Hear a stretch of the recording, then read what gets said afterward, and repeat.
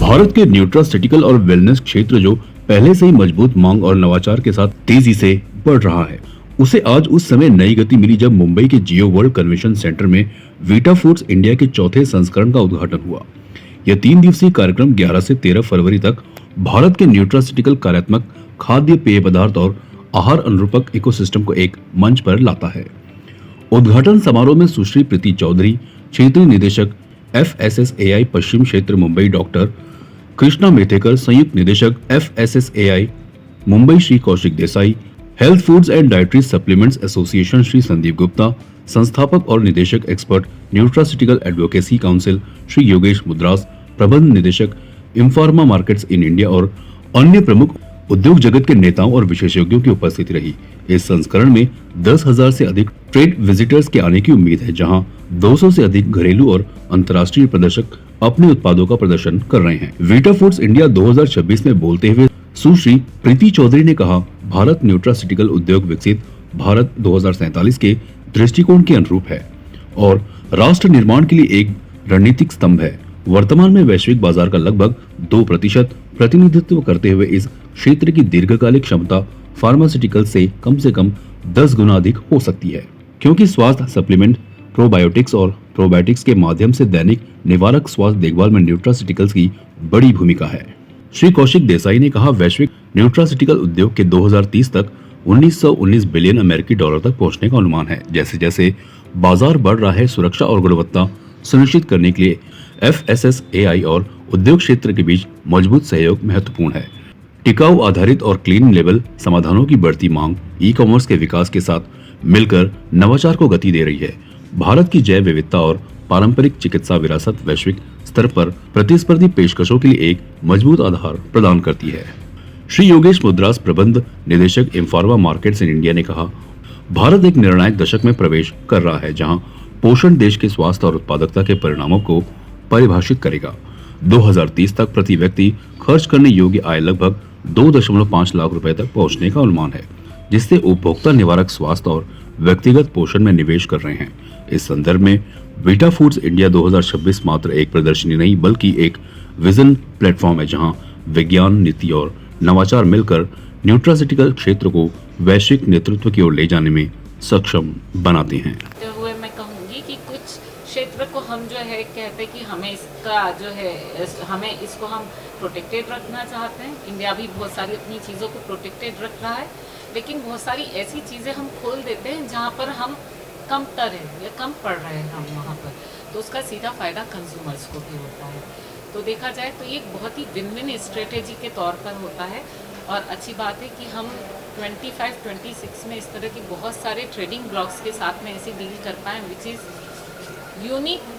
May be market कितना भी down रहा हो, but this is unique to the India's growth story. This is one milestone. The year 25-26 would be known for the important trade deals by India with the world. सबसे पहले हमने यही सोचा था कि इंडिया का मार्केट पूरी तरह से डेवेस्टेटेड हो जाएगा, हमारे यहाँ पर बाहर की सब गुड्स भर जाएंगी। लेकिन आप देखिए कि 90 के बाद में ही ऑटोमोबाइल सेक्टर, टेक्सटाइल और ऐसी बहुत फार्मास्यूटिकल, ये कुछ इंडस्ट्रीज़ है जहाँ पर हमारी कॉम्पिटिटिव एज हम प्रूफ कर पाए। तो ये मत सोचिए, और इस तरह से एप्रीहेंशन से अगर चलेंगे तो हम शायद कहीं पर भी आगे नहीं जा पाएंगे। तो एप्रीहेंशंस को अलग करते हुए हमें अपनी कॉम्पिटिटिव स्किल्स पर काम करना है। बायोडाइवर्सिटीज़ की जहाँ तक आप बात कर रहे हैं, तो हम बिल्कुल भी इस मायने में, अगर आपने देखा होगा गवर्नमेंट का कई सारे प्रपोजल्स आते रहते हैं, हम कभी नहीं सोचते कि अपने सह्याद्री फॉरेस्ट हटाकर वहाँ पर पाम ट्री लगाना शुरू कर दें। भले हमें कितना भी पाम ऑयल का इंपोर्ट करना पड़ रहा हो, लेकिन आपने कभी सुना कि हम सह्याद्री फॉरेस्ट को कट डाउन करके वहाँ पर पाम ट्रीज उगा लेंगे? A country is same mindful and purposeful. We are there to protect our biodiversity and the interest of people equally. तो कंट्री सिर्फ लोग नहीं होते, उसकी सिर्फ इकोनॉमी नहीं होती, उसमें रहने वाले एनिमल्स, पशु पक्षी, जानवर, पेड़ पौधे सब होते हैं। जो भी हम निर्णय लेते हैं उसमें हमें हर चीज़ को प्रोटेक्ट करना है। हम सिर्फ फिल इन द गैप की एक्सरसाइज करते हैं किसी भी ट्रेड के द्वारा, ट्रेड डील के द्वारा, ये हम करते हैं। हमारे यहाँ पर इतने सारे रूल्स एंड रेगुलेशंस हैं कि इंडस्ट्री जब गलत करती है तो उसे बहुत एफर्टफुल होना पड़ता है। अगर सही करना है तो ज़्यादा आसान है, गलत करना ज़्यादा एफर्टफुल है। इतने सारे हमने रूल्स और रेगुलेशंस बनाए हैं। अगर मुझे आज किसी को अपने ऑफिस में भी एम्प्लॉय करना, डिप्लॉय करना है तो मुझे मिनिमम वेजेस एक्ट को ध्यान में रखना पड़ेगा। और इम्पॉर्टेंट, जब से पंचायती राज भारत में आया है, मैं अभी आपको फूड सेक्टर से बाहर बोलूँगी, लेकिन जब से पंचायती राज आया है मेरे ख्याल से चेतना का जो स्तर गांव के लेवल पर भी है, गांव के लोग भी अपने लिए नेगोशिएट करते हैं। तो आज ऐसा नहीं हो सकता है कि किसी रिमोट एरिया में जाकर वहाँ के लोगों को एक्सप्लॉइट करके कोई फॉरेन कंपनी निकल कर आ जाएगी। ऐसा पॉसिबल नहीं है, क्योंकि every single Indian individual is politically very conscious, economically very conscious. Can I add this? Yeah, please. They will not look up to you next time. ठीक है, अगर कोई इंडस्ट्री को कुछ लॉन्ग टर्म सस्टेनेबल वे पे काम करना है आगे, तो फार्मर्स आर फर्स्ट पार्टनर्स। हम लोग सब लोग फार्मर को पार्टनर समझते हैं and we equally share the benefits to the farmer. क्यों? क्योंकि फार्मर को हमने कुछ बेनिफिट नहीं दिया तो कल को वो कुछ मटेरियल दे ही नहीं पाएंगे हमें।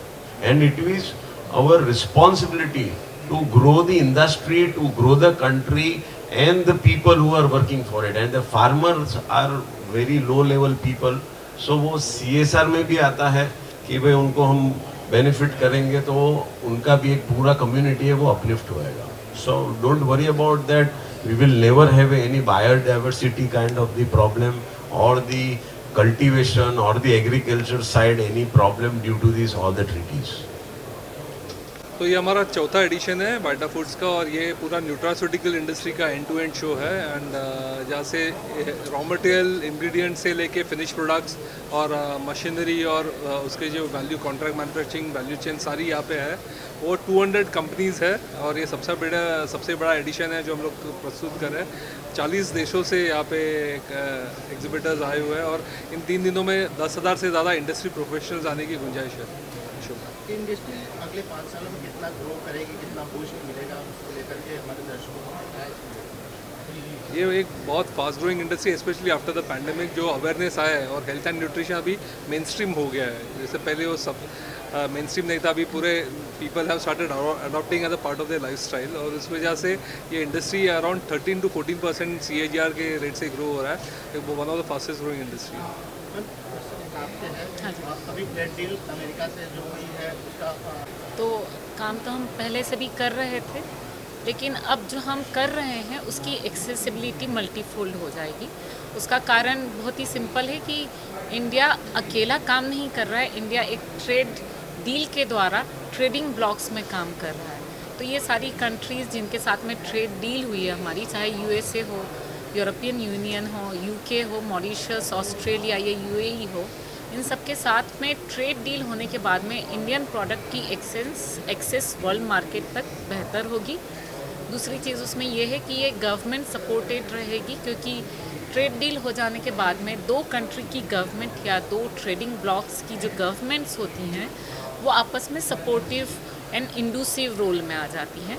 तो कहीं ना कहीं इसका फ़ायदा जो होता है डायरेक्ट और बहुत इनडायरेक्ट वे में ट्रेड को, बिजनेसेस को मिलना शुरू हो जाता है। तो इंडियन इंडस्ट्री को इससे डेफिनेटली फ़ायदा होगा। कुछ लोगों की आशंका थी कि जो बाहर की कंपनियाँ आएंगी तो हमारे किसानों को उससे नुकसान होगा। मैं यही कहूँगी कि हमें कॉन्स्टिट्यूशनल वैल्यूज़ और इंडिया का जो बेसिक इंस्टीट्यूशनल इंफ्रास्ट्रक्चर है, चाहे वो गवर्नमेंट की मशीनरी हो या उसके प्रोविजंस का ग्राउंड लेवल पर वर्किंग हो, ये बहुत स्ट्रॉन्ग है।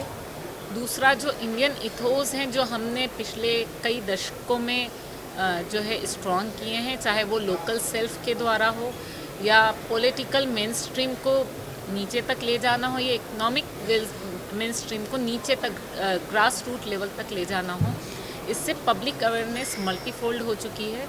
और इस तरह के हम अप्रीहेंशंस शायद आज के इंडिया में नहीं रख सकते हैं कि कोई बाहर से आकर हमें किसी तरह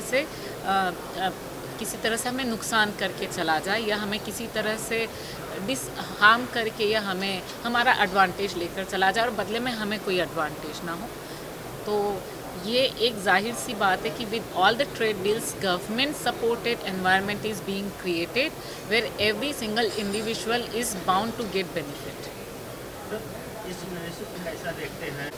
इंडस्ट्री को ग्रो होने का एक चांस है और रेगुलेटर्स उनके साथ है, तो रेगुलेटर, इंडस्ट्री एंड कंज्यूमर, ये तीनों मिला के हम एक साथ एक अच्छा भविष्य निर्माण कर सकते हैं और कंज्यूमर का भविष्य उसमें ज़्यादा सेहतमंद हो जाएगा, ये मेरी धारणा है।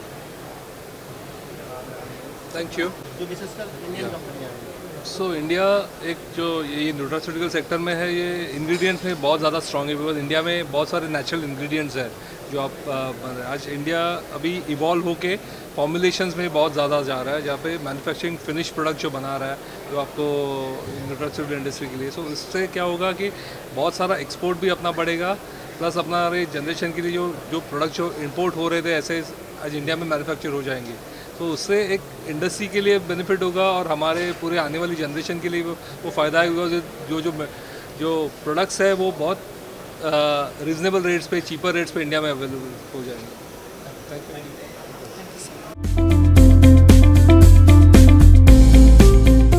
CEN न्यूज, देश प्रदेश की ताजा तरीन खबरों के लिए CEN न्यूज को सब्सक्राइब करें और रहें पल पल की खबर से हर पल बाखबर।